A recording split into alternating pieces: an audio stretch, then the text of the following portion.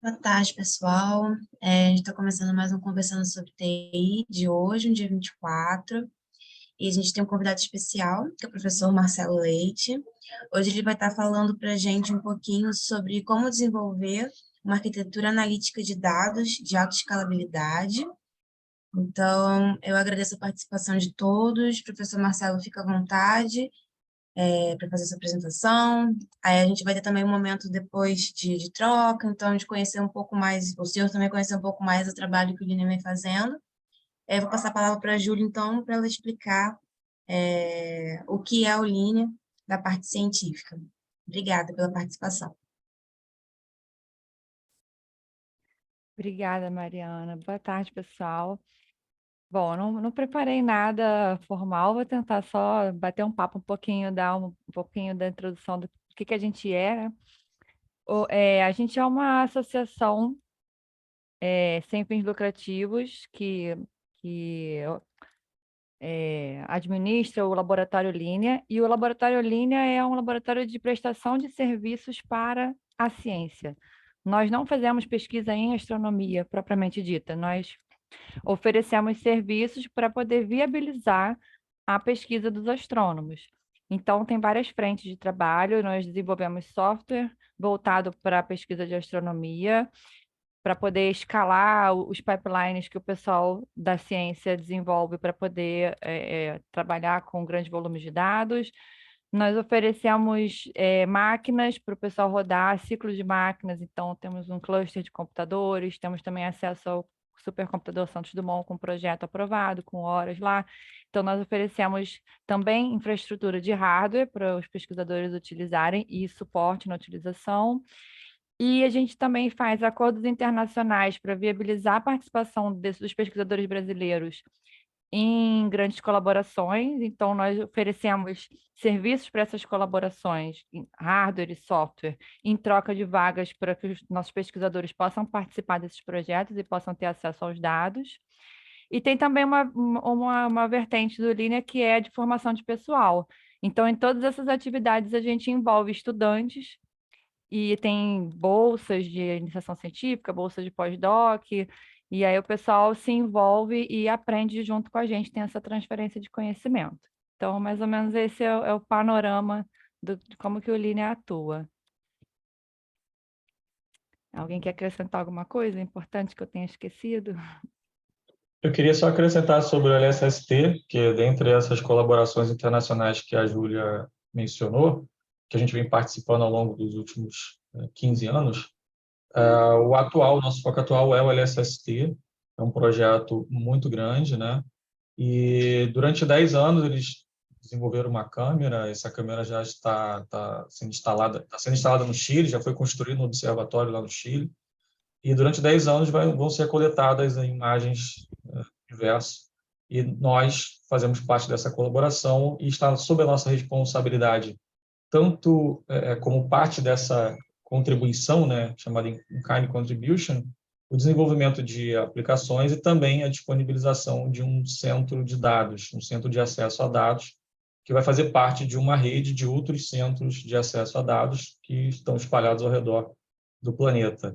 E a gente está vivendo agora esse desafio, tanto na parte de desenvolvimento de software, olhando aí para uma escalabilidade de dados muito grande, quanto para questões de armazenamento, transferência, processamento e governança de dados, quando diz respeito principalmente à questão do centro de dados. Então, esse é o nosso desafio no momento. A previsão é que em 2025 comecem os primeiros releases, né, o chamado Data Release número 1, e isso vai até 2035. Então, é o nosso momento agora. Por isso a importância de ter feito esse convite para ti, porque eu tive a oportunidade de ter participado de uma disciplina contigo na PUC Paraná, no curso de governança, cibersegurança e gestão de dados. E quando o Nicolás veio com vários questionamentos sobre arquitetura de dados e transferência, eu falei, cara, eu conheci um cara que sabe disso e vamos fazer esse convite. Se ele topar, eu tenho certeza que vai somar muito aí para a gente. Legal. Bom, muito obrigado pelo convite. É um prazer poder contribuir com um projeto tão interessante, principalmente tendo em vista que é uma fundação e contribuir para o Brasil, né? Sendo a pesquisa o nosso maior combustível aí para ter um futuro melhor como país. Eu não moro no Brasil hoje, eu estou morando aqui nos Estados Unidos, mas tenho bastante contatos e procuro contribuir bastante com a comunidade no Brasil. Bom, me apresentando para vocês, eu sou Marcelo Leite, eu sou professor de alguns cursos de MBA no Brasil, sou especialista de dados e inteligência artificial na Microsoft aqui nos Estados Unidos e trabalho nesses projetos aí fazem alguns bons anos. Tenho passado por diferentes cenários, geralmente trabalhando com organizações privadas, então fazendo projetos em varejo, que tem uma complexidade de dados muito grande, uma coleta de dados bem grande dentro da telemetria dos pontos de venda. Trabalhei com projetos com bancos. Os bancos também, hoje em dia, estão se modernizando muito para poder entender toda a escala, todo o contato que eles possuem com os clientes. Então, trabalhar com alto volume de dados é a realidade hoje de todas as indústrias. Então, há alguns anos atrás, eu lembro quando eu estava fazendo ainda faculdade, eu tinha alguns pesquisadores que trabalhavam no INPE ou até lá no ITA mesmo que eu conheci, e eles falavam de supercomputadores, do volume de dados que eles trabalhavam, e era algo muito maior do que era no mercado, né, nas indústrias em geral, comerciais. E hoje não é mais. Hoje em dia, o mercado ele está buscando ter o mesmo nível de compreensão dos dados que a ciência buscou já há alguns anos para entender meteorologia, entender outros aspectos climáticos, desastres naturais e assim por diante. Então, muito legal. Eu preparei aqui um materialzinho, né? O Carlos tinha já me passado esse briefing sobre o projeto e eu estava pensando, poxa, eu posso preparar aqui diferentes tipos de apresentação, né? Só para poder contribuir com vocês num pouquinho de conhecimento. Eu poderia trazer um material muito específico, assim, ó, como que faz uma implementação, como que eu trabalho a parte de governança de dados. Mas talvez ficaria muito raso e a gente não conseguiria nivelar, né? Ter uma fundação bacana para que vocês tivessem próximos passos. Então, eu peguei aqui um material que o Carlos, você vai conseguir ver aqui alguma coisa que você já viu, provavelmente, mas é um material que eu uso há muitos anos, que eu venho desenvolvendo, venho atualizando ele, e aí eu sumarizei ele para ficar aqui só alguns poucos slides para eu poder ilustrar para vocês. É um material meu próprio, então eu posso mandar ele para vocês. E esse material, ele dá um contexto na fundação de como implementar um projeto de dados de alta escalabilidade. Então, quais são os aspectos importantes, o que a gente precisa pensar para esse tipo de projeto ser um sucesso depois da implementação. Tá? Então, deixa eu compartilhar a minha tela aqui com vocês. Eu pretendo gastar aí alguns minutinhos para fazer essa apresentação, o mais rápido que eu conseguir, vai ser entre 20 e meia hora, 20 minutos e meia hora. Depois a gente vai ter uns minutinhos, então, para poder conversar um pouquinho mais, responder algumas dúvidas de vocês, falar um pouquinho mais sobre o projeto, como conectar aqui o conteúdo dentro do projeto. Bom, vamos lá. Primeira coisa, evolução de Data Analytics, né? Como que a gente estava há muitos anos atrás já, eu falo muitos porque em tecnologia 10 anos é muito tempo, as coisas mudam de uma maneira muito drástica, mas como que a gente começa a falar de análise de dados? A gente começou primeiro a coletar dados e armazenar dados. Então, e até hoje, essa fundação de armazenar bem os dados é importante. Então, eu preciso ter ciência que os meus dados estão seguros, estão protegidos, estão escaláveis, né? O meu armazenamento é escalável, é disponível para que eu fique tranquilo para a minha estratégia analítica. Se esses meus dados não estão disponíveis, seguros, né, em um armazenamento escalável, eu posso ter problema depois no analítico. Porque depois que eu tiver toda uma estratégia montada, eu estou trabalhando modelos estatísticos, preditivos e assim por diante, se eu não tenho aquela fundação básica dentro das minhas bases de dados, né, que é o início, eu posso ter problemas lá no final da cadeia. Então, se a gente pegar o dado, a primeira coisa que eu preciso pensar é o que eu posso já extrair desse dado dentro da visão passada, né? Então, Business Intelligence. Poxa, conceito de 40, 50 anos atrás, começou a se popularizar com a parte de relatórios e assim por diante. O Excel, por exemplo, a gente brinca dentro da Microsoft que é a maior ferramenta de BI do mundo. Todo mundo começa a fazer Business Intelligence dentro do Excel. E eu preciso ter essa visão, eu preciso entender o dado com a visão ainda do passado, olhando esses dados que eu possuo, que provavelmente são em uma linha do tempo, né, foram coletados durante um período, o que eles estão me falando? Então, as primeiras perguntas que eu respondo são: o que aconteceu? E o porquê que aconteceu? Eu preciso conectar essas duas coisas. O que aconteceu? Por que aconteceu? Depois, a gente chegou, em alguns anos atrás, num segundo estágio, que é o Advanced Analytics. A hora que eu pego essa informação, esses dados, e começo a fazer outras perguntas. O que vai acontecer e o que eu devo fazer? Essas perguntas, elas já são um pouquinho mais avançadas, Advanced Analytics, mas são aí que eu vou conseguir, sim, contribuir mais para o meu negócio, contribuir mais para o meu estudo. A minha exploração ela vai ficar mais inteligente. Mas um ponto super importante tem muita gente que quer ter, por exemplo, eu quero implementar ChatGPT no meu processo, eu quero implementar alguma coisa extremamente avançada com base nos meus dados, quero fazer uma análise preditiva ou análise prescritiva, que é o que me dá realmente uma receita, né? O que eu devo fazer como próximo passo, só que eu não tenho o BI, eu não tenho uma análise básica do meu dado, eu não entendo o que aconteceu. Então, por isso que é uma jornada, é uma evolução. Sem ter essa visão de evolução, muitas vezes eu começo a fazer a minha estratégia de dados de maneira errada.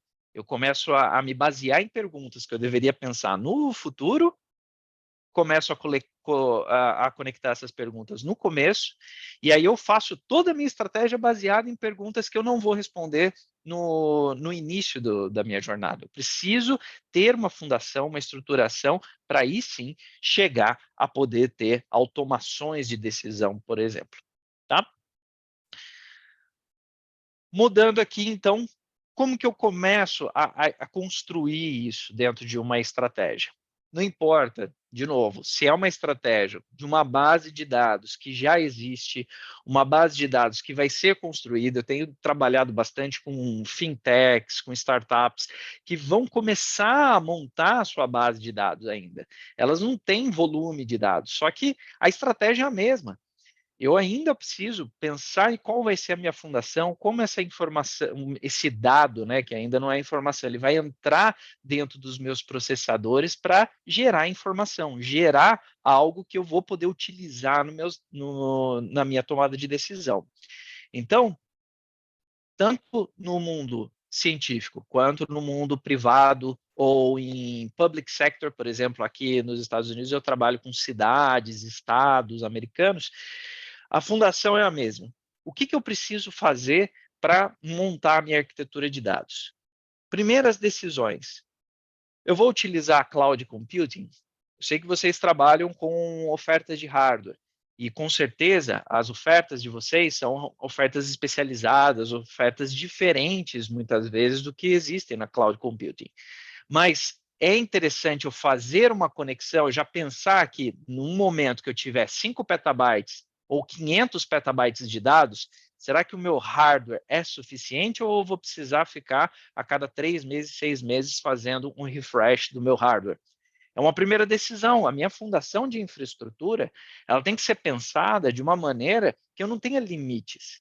Então, por isso que muitas vezes a cloud computing, ela pode servir tanto como o meu startup, principalmente se eu for uma startup, eu começar trabalhando com uma arquitetura já escalável de nuvem, ou ele pode ser uma extensão do meu hardware atual. Então, hoje eu tenho um limite. Pode ser 100 petabytes, mas é um limite.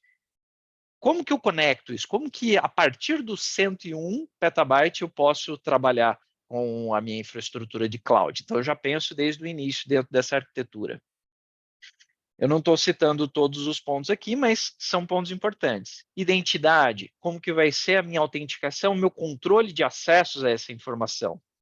Principalmente num mundo onde a gente tem uma série de atacantes, né, o tempo todo tentando buscar o nosso dado, como que eu posso bloquear, né, ter uma infraestrutura que seja segura, suficiente, em todas as camadas de segurança?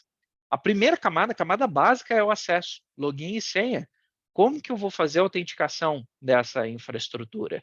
Como que eu vou poder ter ali um engenheiro de dados trabalhando em um pedaço do meu data lake, em outro pedaço ter um cientista de dados e um não ter acesso à informação do outro, ou serem colaboradores. Então, esse tipo de controle eu preciso ter. Aí, a ferramenta é o segundo ponto. O primeiro é saber o que eu preciso. Então, camadas de segurança são importantes, integração híbrida, redes e operações. Redes, quando eu estou pensando numa arquitetura híbrida, trabalhando com hardware local, trabalhando com um cloud computing que possa me dar essa escalabilidade, qual o tipo de conexão que eu vou ter? Qual o tipo de latência que eu vou ter entre essas comunicações? O que eu preciso preparar de hardware para quando eu chegar no meu petabyte 101, ele não parar, ele não ter ali um problema com essa escalabilidade. Então, algumas perguntas importantes na fundação. Depois que eu sair dessa parte hardware, fundação básica, software de segurança e assim por diante, eu vou para a fundação da minha estratégia de analítico de dados. E o primeiro conceito é o Data Lake. O Data Lake, ele foi popularizado com as soluções de Big Data, mas hoje em dia, qualquer tipo de análise dentro de uma grande organização deveria começar a partir desta base centralizada que é o Data Lake. Existem conceitos modernos e existem leituras que vocês podem buscar sobre virtualização de dados, por exemplo, aonde você simula ter um data lake, mas você não tem uma centralização do seu dado. Você não copia dados de fontes de dados e coloca dentro de um data lake. Mas a realidade é que isso ainda não é tão comercial, não é tão escalável. O que é escalável, o que está atendendo os grandes ambientes de data analytics no mundo, tanto, como eu falei, setor privado, público e assim por diante, são data lakes. Data lakes são armazenamentos, a gente chama em cloud Object Store, né? Em on-premises ou dentro de um data center seria um storage. A gente, dentro desse data lake, eu faço diferentes separações, diferentes camadas, e eu começo a subir todos os dados de todas as minhas fontes de dados interessantes, né? São fontes de dados que eu vou consumir em algum momento, eu levo ela para uma camada básica, que é uma camada crua de dados. Seria uma raw data, ou em outros conceitos, teriam outras nomenclaturas, mas isso é só uma questão de nomenclatura. O ponto é, eu copio o dado para dentro do meu data lake. Esse data lake ele vai ser importante e ele precisa ter integridade. E como que eu faço a integridade? Com governança. Então, no momento zero, eu preciso pensar como eu vou controlar o meu data lake. Quantas pessoas vão ter acesso ao data lake? O meu data lake, eu vou ter uma pessoa que vai conseguir ter acesso a todo ele, ou eu vou ter pessoas diferentes acessando partes diferentes do data lake? Em grandes organizações, o nível de segurança ele é quebrado. Então, ninguém na organização, muito menos o presidente, tem acesso ao data lake como um todo. Por quê? Porque o dado ele é o seu maior ativo. Como que você vai colocar uma pessoa, um CPF, ter acesso a toda a sua base e poder, por exemplo, apagar toda essa base? Ou fazer um download dessa base e levar para alguma outra organização. Então, o ponto, a visão do Data Lake, ela tem que ser como se eu estivesse construindo um fundo de investimentos, por exemplo, e eu estou pegando ali um fundo de previdência de uma organização. E aí todo mundo lá, todos os funcionários daquela empresa estão fazendo seu depósito no fundo de previdência. Eu vou deixar na mão de uma pessoa fazer toda a gestão daquele dinheiro, ou eu vou colocar 2, 3 pessoas como os administradores, mas para eles fazerem movimentação, eles precisam ter um conselho, que são mais 5, e assim por diante. Fiz essa analogia com um financeiro, porque às vezes é mais fácil da gente entender o valor dessa separação e dessa organização dentro do nosso Data Lake. Mas é super importante pensar como que eu vou estruturar desde o início, porque depois, para arrumar, é muito mais difícil do que se eu pensar no início. Como que eu vou poder deixar o meu Data Lake íntegro, garantindo que todo mundo que for fazer uma ingestão de dados, né, for fazer uma cópia de dados para esse Data Lake, vai fazer no mesmo padrão, e como que eu vou garantir a segurança para que ninguém possa replicar esse Data Lake? Pelo menos não que possa individualmente. Se tiver ali os 5 administradores, talvez eles consigam replicar, que isso é importante, você pode ter que movimentar essa informação de um ambiente até outro. Tá? Quando a gente vai para a camada de cima, esse também é uma evolução dos últimos anos. O Data Lake, quando surgiu o conceito de Hadoop, lá em 2012, mais ou menos, 2002, eu sou ruim de datas, mas quando surgiu o conceito do Big Data, o processamento ele era intimamente ligado a onde estava armazenado o dado. Então, mesmo tendo o conceito do Data Lake, a gente tinha as plataformas Hadoop, por exemplo, elas eram baseadas em HDFS, que é o modelo de processamento do dado, que ficava junto com o poder de capacidade de processamento. Então, eu tinha o armazenamento, o poder de capacidade. Isso era uma máquina. Aí eu tinha uma segunda máquina, uma terceira máquina, e fazia isso tudo trabalhar em modelos paralelos. Isso aumentava a minha escalabilidade, meu processamento.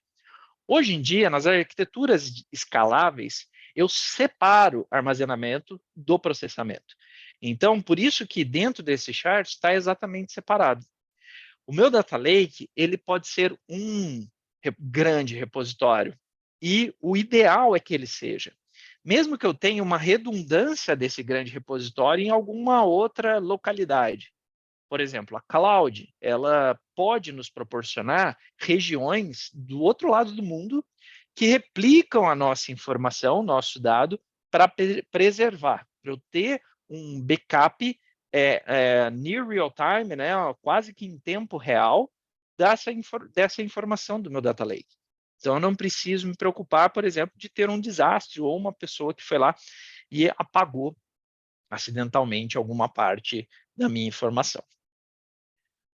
Então, on top, né, a forma como eu estruturo esse data lake, eu processo essa informação, hoje eu tenho tecnologias que são derivadas de Big Data e tecnologias que são derivadas de Data Warehouse. Voltando àquele conceito que eu falei no último slide, onde eu tenho Advanced Analytics e tenho Business Intelligence, que deveria ser um step primário, eu posso trabalhar as minhas arquiteturas pensando alguns conceitos de Business Intelligence, montando um DW, por exemplo, para consumo do meu passado, das informações por que ocorreram, e também uma análise com Advanced Analytics, utilizando tecnologias de Big Data que vieram com o projeto Spark, por exemplo, e assim por diante, na mesma estrutura de dados, nessa mesma arquitetura, sem pensar em 2, 3 arquiteturas para isso. Tá? Então, aqui uma frase que eu acho super interessante, eu que coloquei essa frase no meu material. O sucesso no uso de dados de uma organização não está ligado à tecnologia escolhida, mas sim à estratégia de dados adotada. Eu já vi estratégias sensacionais funcionando com uma tecnologia simples, mais escalável. E eu já vi ambientes usando o que há de melhor em tecnologia, que investiram milhões e com uma estratégia ruim, uma estratégia mal implementada, que acabou virando um pântano de dados, com várias implementações fora de padrão, sem uma governança adequada.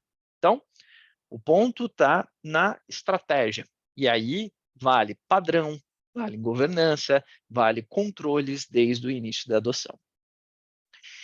Então, entrando um pouquinho mais no detalhe de como que a gente monta essa arquitetura de dados. Hoje em dia, nós temos 3 tipos de dados que a gente analisa. A gente classifica os dados em 3 categorias. Dados estruturados, semi-estruturados e não estruturados. Estruturados, tudo que é banco de dados, né? Tudo que é uma informação que já está tabular, já está organizada, isso é lindo. Para eu poder fazer a exploração, ele já está organizado. Então, eu não preciso ficar empregando grandes algoritmos para poder organizar essa informação. Semi-estruturado, esses são arquivos que são exportados de alguma aplicação, logs que vêm de algum tipo de sistema, de algum tipo de monitoramento que eu faça. Essa informação, ela está pré-estruturada, ela tem ali os seus atributos, mas muitas vezes eu tenho que fazer um pré-processamento para que ela vire uma informação tabular e aí sim eu consiga conectar com os meus dados estruturados.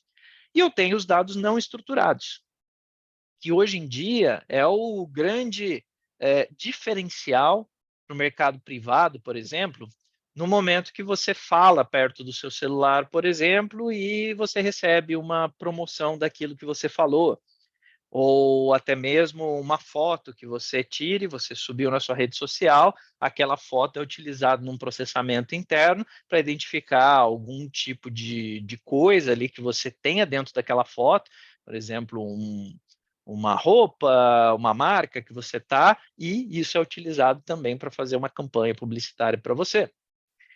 Os dados não estruturados, eles têm muito conteúdo. Então, hoje eu vejo as empresas dando muito mais valor para esse dado não estruturado, mas às vezes esquecem os dados não estruturados. Tem empresas que processam já informação de contact center, por exemplo, que são os áudios, né, das gravações, para poder identificar padrões, ver qual cliente que vai desistir de um plano e assim por diante. E muitas vezes tem dados estruturados de um sistema que controla realmente a parte do processo e não está sendo processado. Então, são diferentes tipos de dados, mas a gente tem que colocar dentro de uma prioridade. Não dá para chegar e já querer implementar tudo, né? Conectar a rede social ainda, tudo, não. Tem que ser fase a fase para que as coisas sejam construídas de maneira organizada, com governança e assim por diante. Se eu pego todos os dados que eu tenho disponíveis hoje e coloco tudo dentro do meu Data Lake, só fazendo uma cópia básica, isso vai virar um Data Lake? Não, ele vai virar um pântano de dados, né? Um pântano de dados seria o que a gente... por que a gente usa a palavra pântano? Porque um pântano, se você abaixa a cabeça dele, você não enxerga nada, né? Então, não importa o que você colocou ali de dados, você não vai conseguir extrair insights, porque você não colocou da maneira correta, você não conectou as fontes de uma maneira que faça sentido, você não pré-estruturou o semi-estruturado, você não quebrou, né, extraiu a informação dos não estruturados, você simplesmente copiou aquilo tudo para dentro de uma base centralizada e chamou de data lake. Isso não funciona. Eu preciso ter estratégias para cada um dos tipos de dados. E quebrando um pouquinho mais como que eu faço os processamentos, hoje em dia se usa o que há de melhor nas estratégias de Big Data e de Data Warehouse. Para Big Data, por exemplo, toda a camada de pré-processamento de semi-estruturados, não estruturados e até mesmo dados estruturados, existem plataformas que eu posso ir fazendo isso através de codificação ou de camadas visuais, onde eu vou, clico, arrasto caixinhas e por trás vai ter uma codificação que vai executar tudo aquilo. de maneira extremamente escalável. Basicamente, isso utiliza o projeto Spark, que é um projeto derivado do Hadoop, foi evoluindo, MapReduce e outros projetos open source, se chegou ao projeto Spark. O projeto Spark hoje ele é o que há de mais rápido num processamento de um volume de dados de alto volume. Existem outros concorrentes, entre aspas, do projeto Spark, mas menos comerciais, onde eu tenha menos adoção, tenho menos referências na internet. Então, muitas vezes, é melhor eu adotar um projeto que ele já está mais consolidado. Isso vai me entregar referências que eu possa lá fazer uma pesquisa rápida e ter uma resposta para aquele tipo de desafio que eu estou trabalhando no momento. Segundo ponto, Data Science e Machine Learning. Quando eu tenho já essa estrutura dentro do meu Data Lake, isso aí já está lá organizado, eu fiz os pré-processamentos, que seriam a engenharia de dados, para organizar essa informação dentro desse meu Data Lake, unificando, né, o formato entre estruturado, semi-estruturado e não estruturado dentro de um padrão, a minha ciência de dados ela flui de maneira muito melhor. Eu tenho dado para explorar e gerar informação, explorar e fazer as minhas experiências, né, fazer o meu laboratório em cima desse dado. Isso pode utilizar algoritmos de machine learning, deep learning e outras possibilidades, mas o ponto principal é eu vou estar trabalhando com dados confiáveis, porque eu primeiro trabalhei a engenharia, primeiro eu fiz a organização do dado e coloquei lá o dado pré-processado. Para o lado de Data Warehouse, por que a gente voltou a ter o conceito de Data Warehouse? Há algum tempo tinha ali uma concorrência, empresas adotavam Data Warehouse, empresas adotavam Big Data. Hoje em dia se sabe que as coisas elas são complementares. Então, no Data Warehouse, eu uso linguagem SQL, que é uma linguagem, né, difundida no mundo todo, que é de fácil compreensão. Às vezes eu tenho, principalmente em empresa privada, é muito comum você ver analista dentro da área financeira, dentro da área de marketing, trabalhando query em SQL extremamente avançado. Por quê? Porque o SQL, depois que você pega o jeito dele, ele é fácil, ele é mais simples do que consultas ou fazer um pré-processamento, por exemplo, utilizando PySpark ou alguma outra linguagem.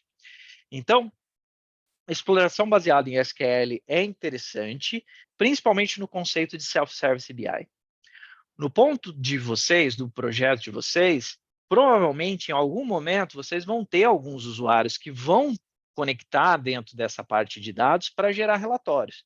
Vão conectar para fazer uma exploração, mas não tem uma formação de cientista de dados, eles não são estatísticos. Esse é o tipo de usuário que vai preferir usar um SQL do que uma linguagem mais avançada, que seria uma linguagem que tem padrões estatísticos. Então, o SQL é importante. A exploração baseada em SQL, ela te ajuda a ter produtividade e gerar relatórios de uma maneira mais simples. Então, eu extraio o resultado de maneira simples. Ah, Marcelo, mas eu vou usar isso só para o BI tradicional, só para fazer a pergunta do que ocorreu com o passado? Não. Nessa junção dos dois, eu posso fazer pré-processamentos utilizando machine learning, deep learning e assim por diante. Posso até conectar em OpenAI models e fazer processamentos mais avançados, né, utilizando redes neurais já pré-processadas, como a do ChatGPT, e aí depois eu gero um relatório com o resultado, porque isso já vai estar, o resultado desse processamento vai estar dentro do meu Data Lake, em uma camada adequada para o BI acontecer. Movendo aqui, o que é o conceito, e isso, quando a gente começou a trabalhar o melhor do Big Data com o Data Warehouse, principalmente pensando na evolução dessas plataformas, existiu vários nomes. Então, vocês vão encontrar esse mesmo desenho conceitual em várias nomenclaturas diferentes dentro do mercado ou dentro das literaturas científicas. O ponto é que o nome pouco importa. O que importa é o conceito. Quando eu estou trabalhando com o que há de mais implementável, né, o que há de mais, o que o mercado está mais adotando para uma arquitetura escalável, eu estou falando de uma arquitetura lambda e uma arquitetura parecida com essa. Eu chamei aqui de Modern Data Warehouse, é a nomenclatura que a Microsoft utiliza e grande parte do mercado, mas existem outras nomenclaturas para essa mesma arquitetura. Basicamente, a gente está fazendo 2 canais de ingestão de dados. Então, o que é a ingestão? É a cópia, a informação chegando para a sua arquitetura analítica. Essa cópia, ela pode ter uma necessidade de ser near real time. Ah, Marcelo, mas eu quero real time. Vai ser difícil. Real time em tecnologia é algo muito desafiador. Então, por exemplo, existe uma corretora de grande porte no Brasil e existe a B3, a nossa bolsa de valores.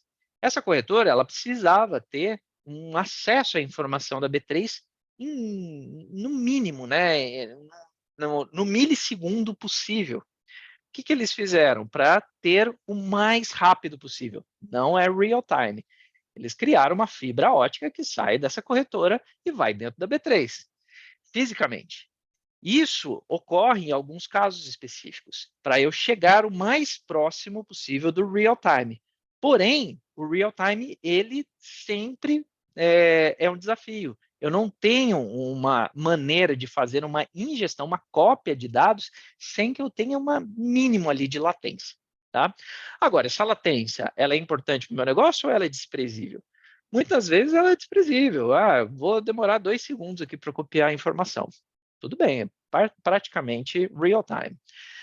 Agora, eu tenho que pensar em uma estratégia, essa seria a parte de baixo ali, speed.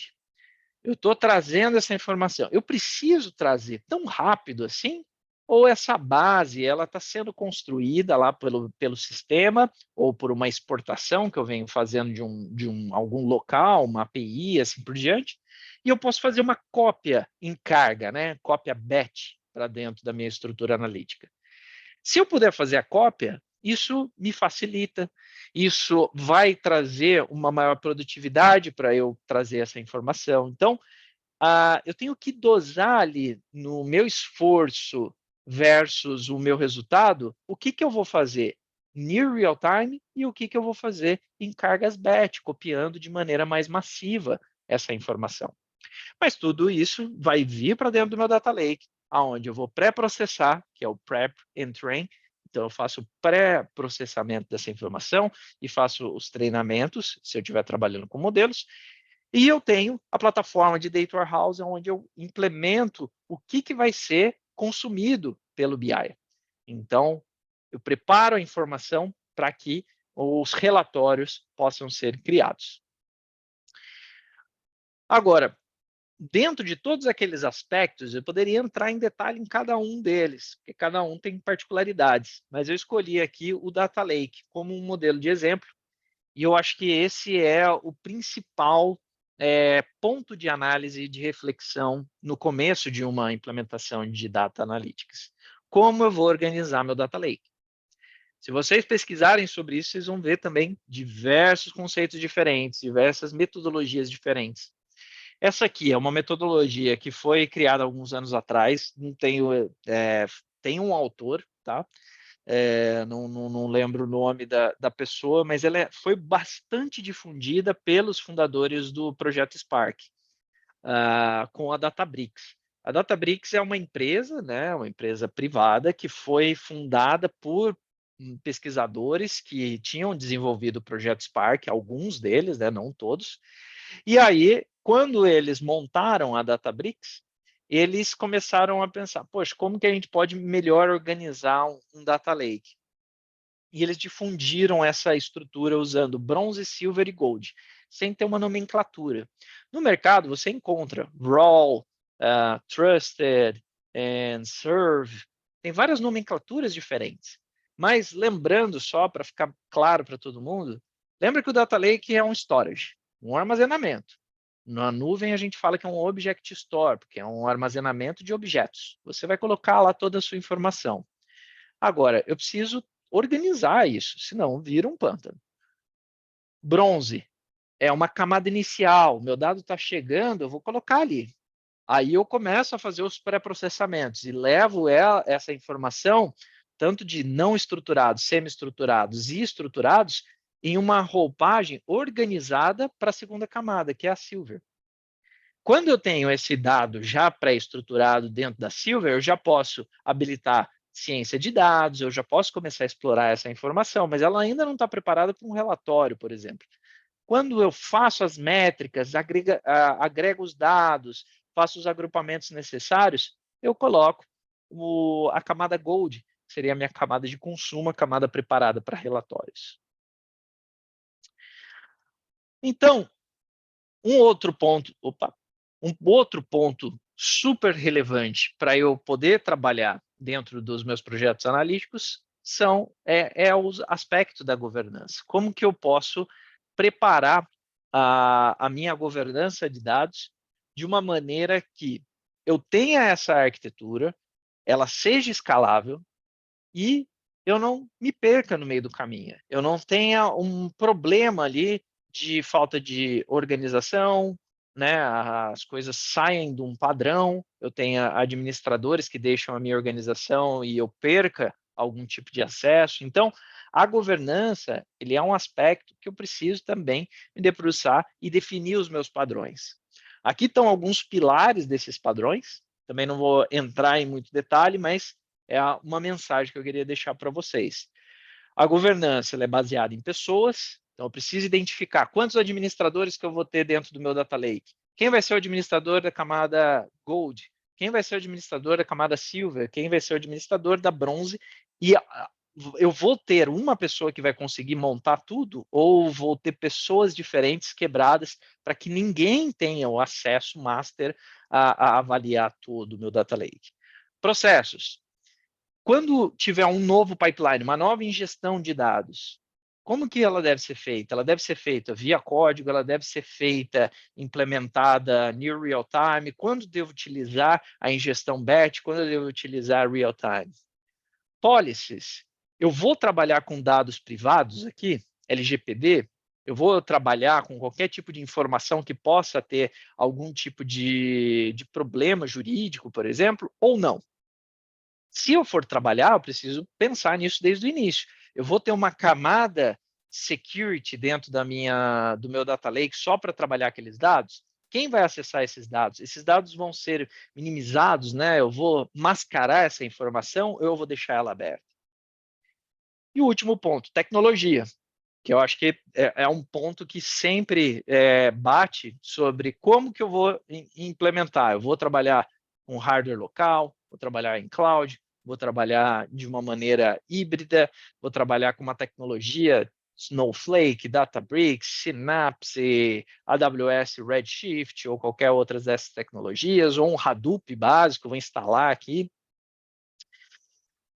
O meu ciclo de vida do dado, um ponto importante, como que ele vai percorrer toda essa informação até chegar no meu consumo. E aqui os outros 3 componentes, Edge, On-Premises e Multi-Cloud, só para entender como que eu vou utilizar o hardware que eu tenho, eu vou usar as clouds, vou usar multi-cloud, eu preciso de um cloud provider, como que eu vou fazer a operação dessas conexões, que é o Edge, a borda, como que essa borda ela vai ser conectada em termos de rede, latência, segurança e assim por diante. Deixei aqui como referência para vocês. Hoje em dia tem muita informação de cada um dos cloud providers. Eu costumo recomendar para as empresas que estão iniciando dentro de um projeto de analítico que elas procurem as arquiteturas de referências do cloud provider que ela escolher. Mas eu tenho os meus computadores, tenho o meu data center local, quero começar montando pelo meu data center local. Mas lembra que para eu ter alta escalabilidade, eu tenho que pensar que eu não posso ter limites dentro da minha infraestrutura. Então, eu posso, sim, pensar na minha arquitetura, todos esses aspectos que a gente falou aqui, usando o meu hardware local. Mas qual vai ser a cloud provider que eu vou escalar?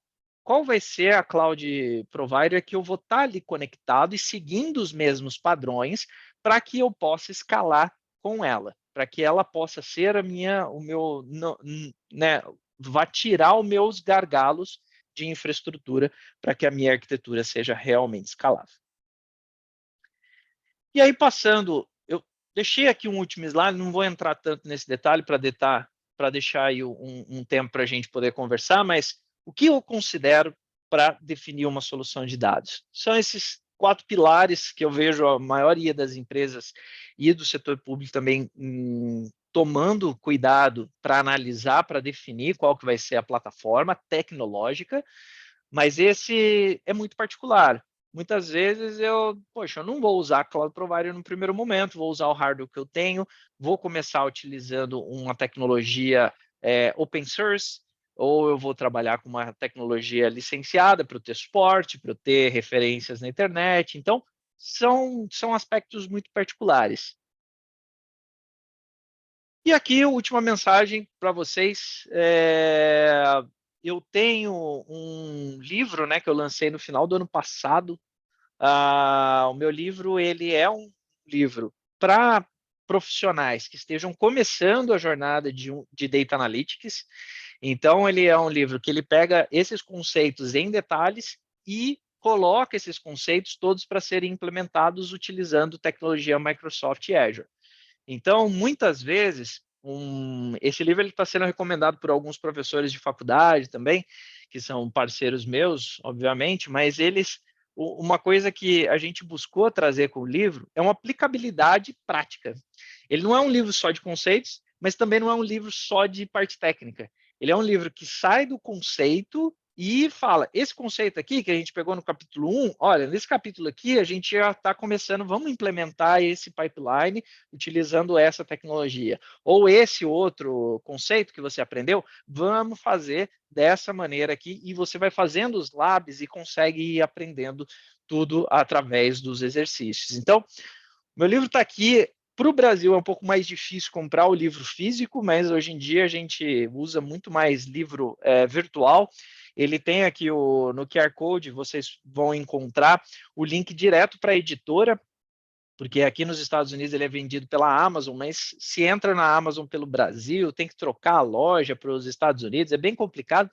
Então, se vocês se interessaram, se vocês querem buscar mais conhecimento sobre como fazer essa implementação, como trabalhar melhor esses dados, é um livro interessante, né? Eu não fiz ele pensando em financeiro, eu fiz ele realmente para ajudar aos novos profissionais, formar pessoas bacanas para trabalhar com dados, e ele serve como preparação para a certificação de dados básica da Microsoft, que é a Fundamentals, DP900. Então, terminou de ler o livro, fez os exercícios, dá para fazer essa certificação, ela tem custo, né, obviamente, mas ela é uma certificação que cai o que tem dentro do livro.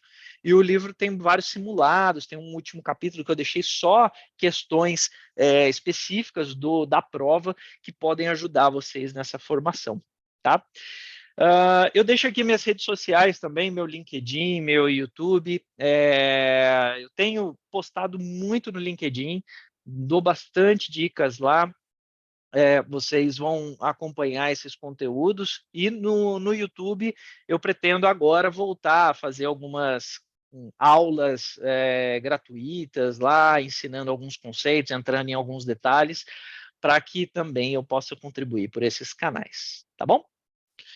Legal, pessoal? Então, temos aí alguns minutinhos para perguntas.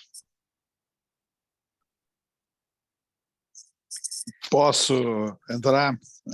Por favor. Quem está coordenando? Oi, Marcelo, obrigado por ter vindo. Meu nome é Nicolassi. Eu estou aqui meio atrapalhado, porque eu estou na casa da minha filha com o meu neto de 1 ano, e eu estou aqui babysitando ele, mas eu vi a sua apresentação e queria fazer algumas perguntas. Primeiro, apesar da introdução da Júlia dizer que nós não fazemos ciência, nós viemos da ciência e chegamos a esse lugar que nós estamos hoje por necessidade, que a gente chegou à conclusão, para esses grandes projetos, a gente precisava de uma infraestrutura especial. Então, nós estamos num período de transição. Nós começamos realmente como amadores e estamos evoluindo, mas ainda não chegamos lá. E essa transição agora é mais importante porque nós sugerimos de nós termos um centro de dados que, como você sabe, eu acho que existem, acho que não existem, eu pelo menos não conheço nenhum na área científica.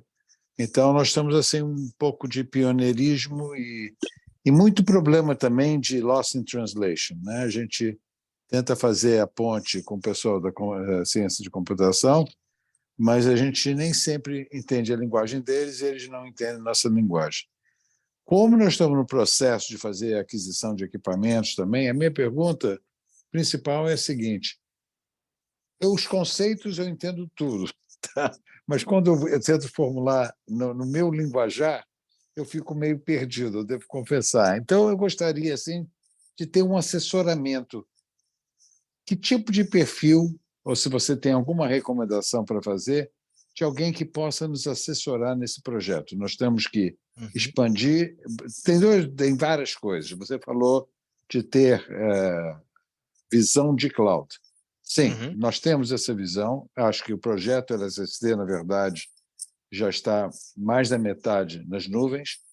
Pessoal, eu estou aqui na Inglaterra, fui à Universidade de Edinburgh, também eles estão pensando nas nuvens, mas no Brasil é mais complicado, porque é muito fácil você gastar em capital e nem sempre é fácil gastar em custeio.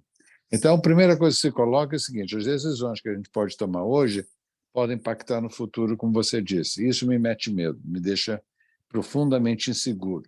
E a outra até a própria escolha de equipamento, porque nós estamos com um lustre, a gente, como pensou em Espanha, nós temos que chegar a 5 petabytes em 2025. Então, nós temos um lustre que está da ordem de 1 petabyte. Aí a gente começou pensando na expansão do lustre, como Tier 1. Mas aí eu cheguei à conclusão que talvez fosse melhor ter um storage mais simplificado fora do lustre só para HPC. Enfim, tem essas várias questões que vão surgindo e a gente fica meio perplexo sem saber a quem perguntar. Você teria uma sugestão? Ou você poderia sugerir depois de continuar conversando? Sim, existem algumas empresas que com certeza poderiam auxiliar em tomar uma decisão mais, como é que eu posso dizer, não baseada em comercial, mas baseada no que realmente vai ser melhor para vocês. A escalabilidade da cloud, ela é algo que hoje não precisa nem ser avaliado, né? É algo que é o principal motivo da maioria das empresas já estarem adotando em massa, principalmente para os workloads analíticos, porque é muito imprevisível você saber quando você vai precisar crescer, ou o que você vai precisar crescer. No aspecto CAPEX e OPEX, a gente tem um desafio grande, principalmente em setor público, aqui nos Estados Unidos não é diferente, e uma coisa que muita gente faz é previsão. O que eu quero dizer? Todas as plataformas, eu citei algumas aqui, elas existem previsibilidade se você faz uma pré-alocação de capacidade. Então, se faz uma análise do que eu pretendo utilizar de capacidade, é a mesma análise que eu faço com o hardware local. Eu vou analisar os meus próximos 3 anos, por exemplo, e vou comprar um hardware para 3 anos, ou um hardware para 5 anos, que é o tempo de depreciação daquele hardware. Eu geralmente estimo quanto que eu vou precisar de storage. Eu vou precisar de 5 petabytes de dados, 1 peta, 100 terabytes. Eu defino aquele tamanho de storage e peço as cotações, Dell, HP, os provedores, Huawei, e faço aquela aquisição. Na cloud não funciona diferente. Eu posso, sim, trabalhar a cloud de uma maneira que aquilo se torne um ativo da minha organização. Isso é uma forma de eu organizar o meu budget, né, o meu orçamento, para que eu possa contabilmente contabilizar aquilo como um ativo. Então, eu faço uma análise lá, eu vou precisar de 100 terabytes, eu posso ver. Vamos dizer que vocês escolham a Microsoft, por exemplo, para trabalhar. Você vai entrar lá, eu quero um storage de 100 terabytes reservado por 3 anos, reservado por 1 ano. E ele vai me dar a conta de quanto custa aquele storage por 1 ano. Independente se eu vou colocar 1 megabyte, um 100 gigabytes ou usar os 100 terabytes. Aquele storage vai ser seu e vai estar alocado.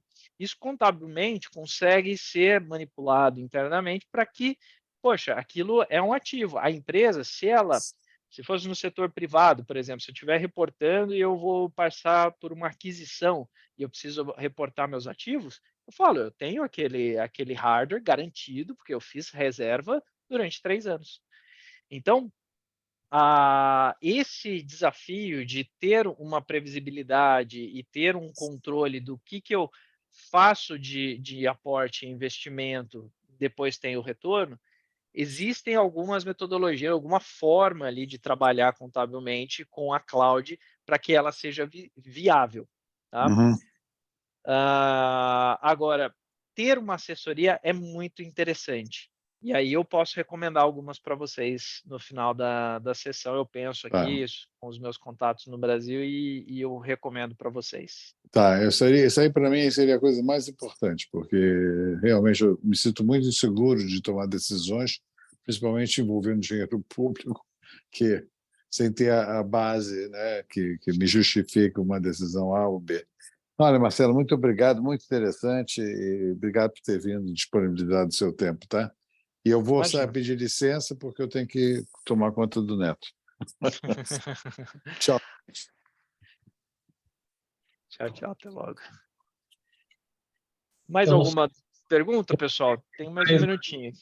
Eu fiquei com um tornado de coisas aqui passando na cabeça enquanto ele falava, se a Júlia teve essa mesma impressão, porque enquanto você ia falando, vem na mente instantaneamente, né, em real time, os dados vão entrando e imaginando aqui a organização dos dados, o pessoal consumindo. Então, mas um ponto que eu achei muito interessante isso que você colocou aí da questão da reserva, né, que é algo que eu realmente nunca tinha cogitado essa possibilidade. Mas aí a gente esbarraria num problema, acho que, pelo que você falou, de edge, né? Porque toda a nossa infraestrutura é on-prem.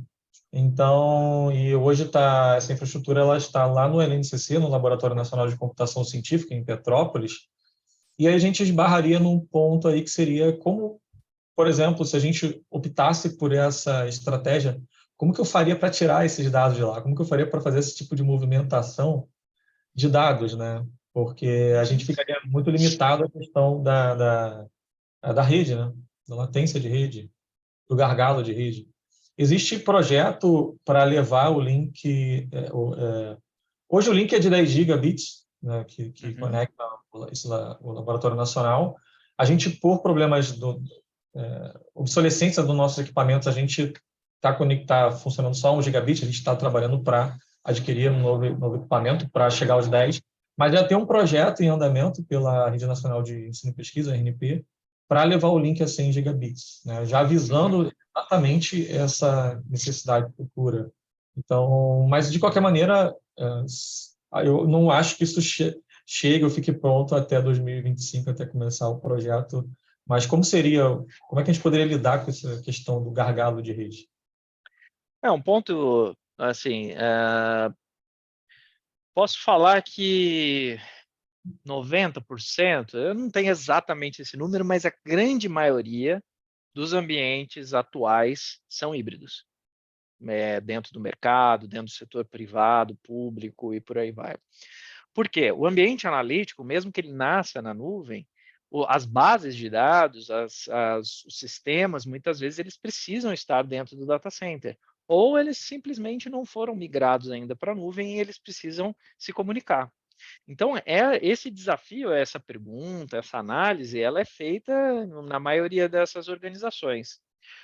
Por isso que quando a gente estava falando nessa arquitetura, eu falei sobre a ingestão de dados, o batch e o speed, né? Ou seria o near real time. Se eu não tenho uma necessidade real de ficar conectando e pensar na minha latência ali para fazer uma carga da informação e começar a processar o dado aqui dentro da minha arquitetura analítica, a carga batch ela é algo muito factível para quando eu tenho uma informação híbrida. A minha base de dados ela é local, eu vou copiar para o meu ambiente analítico para aí sim começar a trabalhar ela lá dentro desse ambiente analítico. E aí, como que eu faço essa cópia? Existem várias ferramentas de todos os cloud providers, mas um ponto importante é eu olhar essas arquiteturas híbridas, né? Eu mandei aqui no chat para vocês o Hybrid Architecture Design. Basicamente, eu crio um túnel de comunicação seguro, estável, entre a minha infraestrutura local e o ambiente de cloud. Isso pode ser utilizado o tempo todo ou momentaneamente. Se eu for fazer essas cargas batch, né, que são essas cargas de dados momentâneas, então eu posso fazer a cada meia hora, a cada uma hora, uma vez por dia, assim por diante, uma vez por semana, dependendo do dado. Isso é muito baixo. E aí um link de 10 gigabytes, por exemplo, vai suportar super bem fazer essas cargas. Depende do volume. Se eu ficar fazendo uma carga de 1 terabyte de dados todos os dias, talvez ela leve ali 1 hora para carregar, 2 horas para carregar, depende da disponibilidade desse link. Mas isso é factível. A maioria das empresas acabam implementando dessa maneira. A conexão básica, que é via internet, mas de maneira segura e assim por diante, é via uma VPN. Criada uma VPN entre o seu data center e a nuvem e se faz dessa maneira. Todos os cloud providers possuem ofertas de links diretos. Conectar o seu data center com a cloud por uma fibra ótica, que vai diminuir muito a latência, né? E esse link vai ser muito rápido de transferência de dados entre os dois ambientes. No caso do Azure, chama Express Route. No caso da AWS, por exemplo, Direct Connect, por aí vai. Esses links diretos, eles fazem com que você não tenha, você simplesmente trabalhe a cloud como se fosse uma extensão ali do seu data center. Poderia ser uma máquina do lado, a comunicação é muito rápida. Mas isso tem custo. E aí eu tenho que refletir, poxa, inicialmente, meu primeiro ano, meu primeiro provisionamento de orçamento, eu posso fazer uma VPN e começar a trabalhar essas cargas? Legal, já é um ótimo pontapé inicial. Então, existe solução. Isso não é tipo, muito específico o meu cenário, eu precisava estar 100% na nuvem. Não. Isso é muito factível, a maioria das empresas estão dentro desse cenário híbrido, é só eu tomar um pouco mais de cuidado sobre os aspectos de comunicação, como que eu vou fazer, como vai ser o tempo de carga da minha informação para dentro da nuvem e se esse tempo me atende. Tá? Ok. Muito legal. Alguém tem mais Pessoal, alguma pergunta para ele? A gente pode encerrar aqui, a gente já estourou o horário. eu vou deixar aqui no chat já com vocês o meu e-mail pessoal. Eu já tinha deixado aqui com vocês as minhas redes sociais também. Fiquem à vontade de me mandar dúvidas depois. Eu realmente preciso ir, porque eu tenho uma outra reunião agora começando em 3 minutos. Nossa. Mas nas redes sociais eu respondo todas as dúvidas, podem me mandar por lá também, mensagem direta.